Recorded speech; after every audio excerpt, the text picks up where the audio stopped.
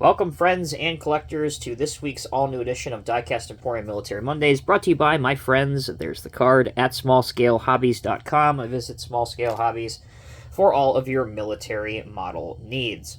Today we are going to take a look at the M1089, which is part of the family of medium tactical vehicles, or the FMTVs.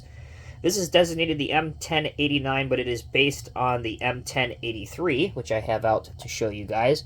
And you will instantly notice a lot of the similarities, whether it be the chassis, the cab.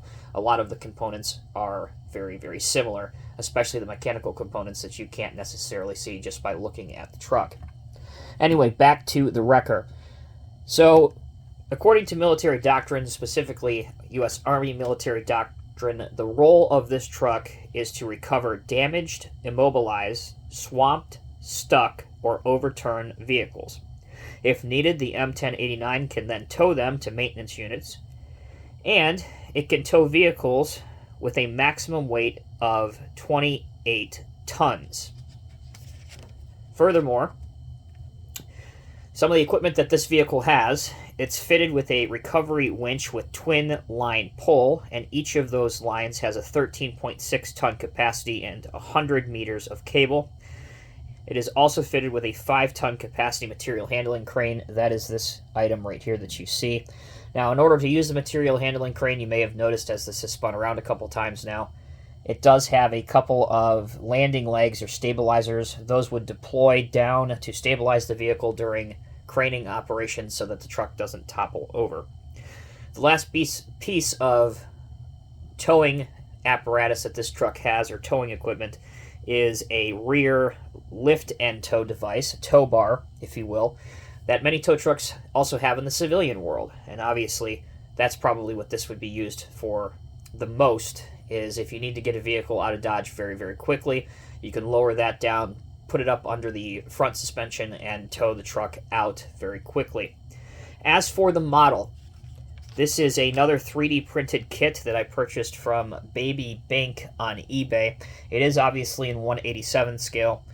He does offer, as of the filming of this review, he does offer 2 different versions of this model. This one is the up-armored cab, so the most current version of the M1089 that is in service right now. But you can also get the older ones, which are the unarmored cab, so it wouldn't have this style cab design. It would have a cab actually that's pretty similar to this.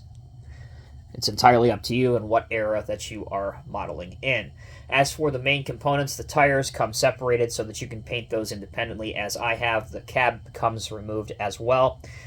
But as far as the chassis and body goes, that is all entirely one piece. So for beginning modelers, and specifically people that are brand new to the military hobby, this is a very simplistic kit to do.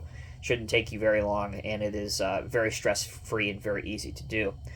It may be hard to see on this video, but there are a lot of intricately detailed components into this design, or this 3D CAD design, including you have some tanks back here, lights that I have yet to paint on. I mentioned the different cranes, stabilizers, the tow bar. You have a spare tire up here as well. The landing legs. You do have some mirrors as well, plus your bumper and grille design up towards the front of the truck. As I said, it's a great kit. It goes together well. You can really spend a lot of time designing this. And the quality of the 3D print is also excellent too. So obviously, with any 3D print, you want to take your time and be careful with it. But this one is actually a quality print.